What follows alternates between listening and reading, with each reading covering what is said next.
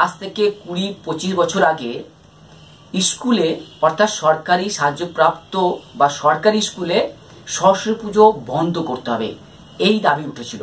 তো এই ঘটনাটাই আজ জানবো সাধনবাবুর কাছে। হ্যাঁ, এটা আমার বলতে একটু সংকোচ হচ্ছে এই কারণেই যে যিনি এটা করেছিলেন তিনি আমারই জীবন সঙ্গী, ব্যারাকপুরের নগেন্দ্র স্মৃতি শিক্ষা নিকেতন হাই স্কুল ফর গার্লস। এটা খবরের কাগজে বিভিন্নভাবে ঝড় উঠেছিল সেই সময়।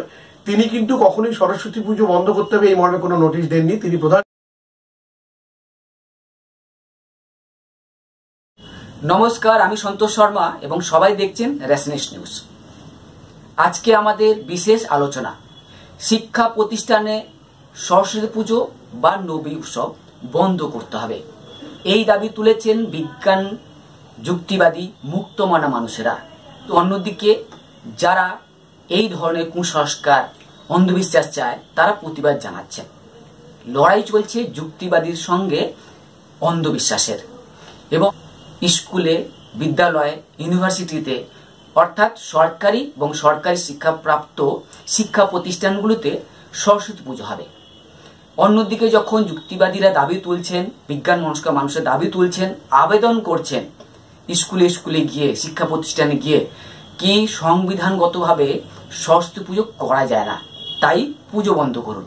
তো এই নিয়ে যে তর্ক বিতর্ক দানা বেঁধেছে, তারই যুক্তিযুক্ত উত্তর আজকে আমাদের বিশেষ অতিথি হেতুবাদী পত্রিকা সম্পাদক সাধন বিশ্বাস দেবেন।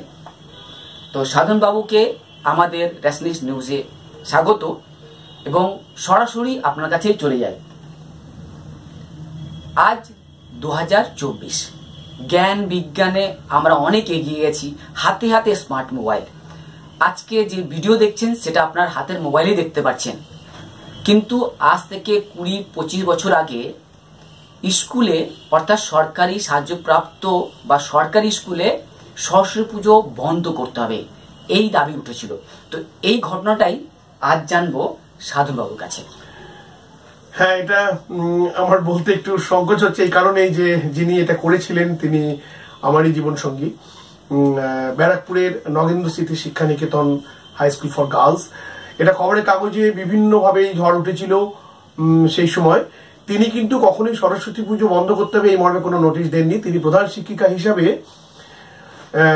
সরস্বতী পুজোর আগে অবশ্যই লিখেছিলেন যে স্কুল প্রেমিসেসে কোনো রকম ধর্মীয় আচরণ করা যাবে না, কারণ এটা সরকারি সাহায্যপ্রাপ্ত একটি ধর্মনিরপেক্ষ শিক্ষা প্রতিষ্ঠান। এবং সেই সময় বিভিন্ন রকম ঝড় ঝাপটা যেমন উঠেছিল এবং তাকে পরবর্তীকালে স্কুল কমিটি থেকে সাসপেন্ড পর্যন্ত করা হয়েছিল এর বিতর্ক হিসেবে, মানে বিতর্ক উঠে আসার পরে। তো সেই সময় বিভিন্ন খবরের কাগজের কাটিং নিয়ে, মানে সেই লেখালেখিগুলো পক্ষে বিপক্ষে লেখা নিয়ে এবং তার কিছু লেখা নিয়ে একটা বই বেরিয়েছিল 1998 সালে যখন ঘটনাটা ঘটেছিল, তখনই নির্বাক বাগদেবী। মানে এখানে বলা হচ্ছে, চেষ্টা করা হচ্ছে, আমি সম্পাদনা করেছিলাম, খুবই কাঁচা কাজ ছিল, তবুও বলবো এটা একটা ডকুমেন্টও বটে, এটা অনেকেই সংগ্রহ করে রেখেছেন।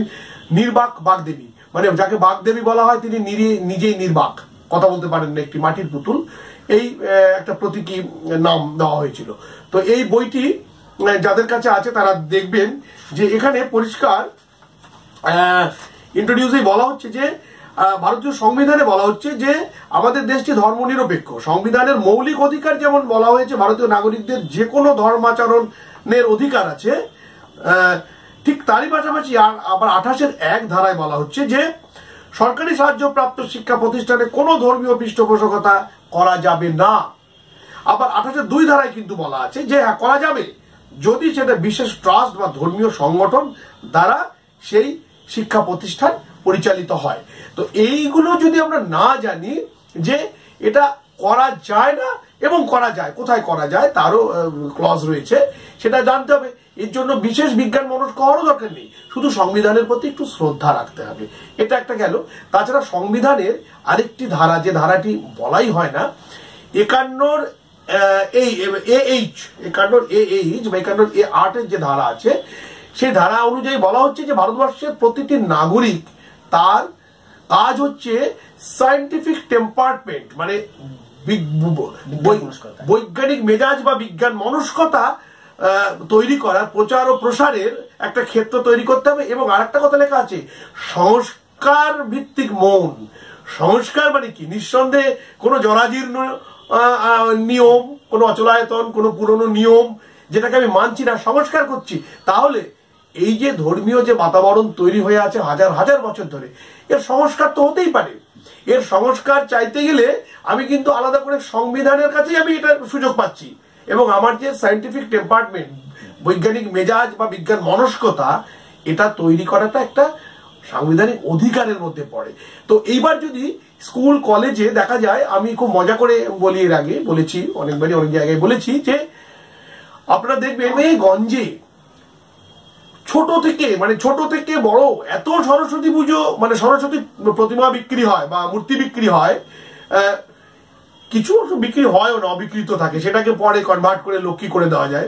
নানান রকম ব্যবস্থা আছে, সেটা ওদের ব্যবসার ব্যাপার। কুমোর যারা আছেন, যারা পাল যারা আছেন তৈরি করেন, প্রতিমা শিল্পী, তার শিল্প নিদর্শনকে আমি ছোট করতে চাইছি না, কিন্তু তারা করতে পারেন, এত ভালো।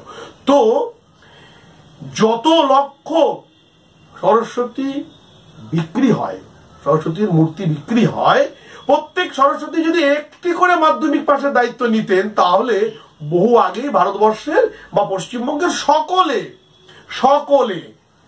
মাধ্যমিকটা পাশ করে যেতেন।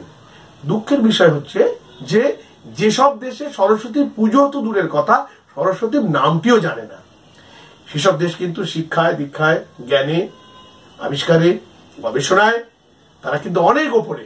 অতএব আমাদের যুক্তিটা যখন প্রয়োগ করব, তখন ওটাও করব যে এর সঙ্গে বিদ্যার কোনো সম্পর্ক নেই, একটা ট্র্যাডিশন চলে আসছে, আবার সে ট্র্যাডিশন কোথাও কোথাও ভাঙাও হয়েছে। ঠিক যেমন 98 সালে এই মাননীয় 1998 সালে মাননীয় কল্যাণী মণ্ডল প্রধান শিক্ষিকা, তিনি প্রথম আমরা জনসমক্ষে আসে আর কি।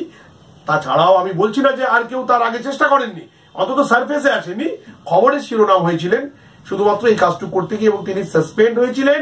এবং একটি সুখবর যে তাকে মাধ্যমিক বোর্ডের একটা বিশেষ একটা মানে কমিটি আছে, তাকে বলে 24 কমিটি, এটা অটোনমাস, মানে এটা নিজেদের আইন বিচারক, এবং এই 24 কমিটি যে সিদ্ধান্ত নেয় সেটা হাইকোর্টেও গৃহীত হয়, কারণ ওটা ওদের নিজস্ব আইন। সেখানে তাকে কিন্তু শোকজের জবাব দিয়ে তাকে চিঠি দিতে হয়েছিল, যেখানে তার প্রতিপক্ষ যারা ছিলেন, স্কুল কর্তৃপক্ষ, তারা বলেছিলেন যে তিনি সরস্বতী পুজো স্কুলে করতে দেননি। এবং আরেকটি ছিল যে টেরিজা, যাকে মাদার টেরিজা বলা হয়, টেরিজার মৃত্যুর পর তিনি কন্ডোলেন্স স্কুলে করেননি। এই দুটো অভিযোগ কিন্তু তাদের ছিল। এবং খুবই সুখবর যে 6 মাস সাসপেন্ড হয়ে থাকার পরে যে 24 কমিটির কাছে গিয়ে যখন তিনি তার জবাব দেন, সেখানে পরিষ্কার বলেছিলেন যে এগুলো করতে আমাকে কোনো নির্দেশ নেই সরকারিভাবে। এবং তিনি আবার পুনর্বহাল হয়েছিলেন স্কুলে, কমিটি একটু জোরজার করেছিলেন, তারা বাধা দিয়েছিলেন, পুলিশ এসে, প্রশাসন এসে তাকে স্বমহিমায় আবার চেয়ারে বসিয়ে দিয়েছিলেন। এটুকু বলবো যে লড়াই কিন্তু করলে তার ফল হয় যদি সে লড়াইয়ের আইনগত, নৈতিক, আইনগত বা বিজ্ঞান ভিত্তিক তার কোনো ভিত্তি থাকে। তো সেটা যারা করছেন তারা ঠিক কাজই করছেন, কারণ আজকের ভারতবর্ষে আমাদের ধর্ম পরিচয়টাকেই মূল আইডেন্টিটি করে দেওয়ার যে প্রকল্প, এবং তার ফলে যে বিদ্বেষ, এই বিদ্বেষকে রুখতে গেলে তো শুধুমাত্র উপর করলে হবে না। শিশু মনে যাতে প্রশ্নমনস্ক হয়, সে যাতে উদার হয়, সে যাতে ভাবতে শেখে যে সকলেই আমরা একই শিক্ষা গ্রহণ করছি, সেটা তো ব্যবস্থা করতেই হবে। এর জন্য ধন্যবাদ তাদেরকে, আর অবশ্যই চ্যানেলকেও ধন্যবাদ, কারণ এরকম একটি কি বলবো ইন্টারভিউ নেওয়ার জন্য আমার এভাবে বলার সুযোগ হয়নি। যারা এই চ্যানেলের মাধ্যমে সরকারি শিক্ষা প্রতিষ্ঠানে সরস্বতী পুজো হওয়া উচিত কি উচিত নয়, সংবিধান কি বলছেন, সেটা নিয়ে স্পষ্ট করেছেন সাধন বিশ্বাসবাবু। জানিয়ে রাখি, 1998 ব্যারাকপুরের নগেন্দ্র স্মৃতি স্কুলে প্রধান শিক্ষিকা হিসাবে সরস্বতী পুজো বন্ধ করিয়েছিলেন। স্কুলে যে নিয়মাবলী সেটা প্রয়োগ করেছিলেন কল্যাণী মণ্ডল। এবং 2023 বাঁকুড়াতে এমন একটা টিচার, শিক্ষক, যিনি তার স্কুলে সরস্বতী পুজো বন্ধ করেছিলেন, এবং গ্রামবাসীরা নাকি খেপে গেছিল, স্কুলের তালা মেরে দিয়ে সেই মাস্টারমশাই স্কুল থেকে বের করে দেওয়া হয়েছিল। কিন্তু উনি শেষ পর্যন্ত লড়াই করেছেন, স্কুলে সরস্বতী পুজো হতে দেননি। সেই মাস্টারমশাইকে আবার সম্মানও জানিয়েছিলাম। তো উদাহরণ থেকেছেন কল্যাণী মণ্ডল, এবং আজকে অনেক টিচার এগিয়ে আসছেন কি স্কুলে আমরা পুজো করার কোনো নিয়ম নেই, সংবিধান বিরোধী। সরকারি শিক্ষা প্রতিষ্ঠানে সরস্বতী পুজো নিয়ে তর্ক বিতর্ক চলবে, যুক্তিবাদীদের আন্দোলন চলবে, এবং সঙ্গে থাকবেন সাধনবাবু, হেতুবাদী পত্রিকার সম্পাদক। তো আজকের জন্য এইটুকুই। আপনারা সবাই দেখতে থাকুন রেসনেস নিউজ, সঙ্গে আমি সন্তোষ শর্মা। নমস্কার।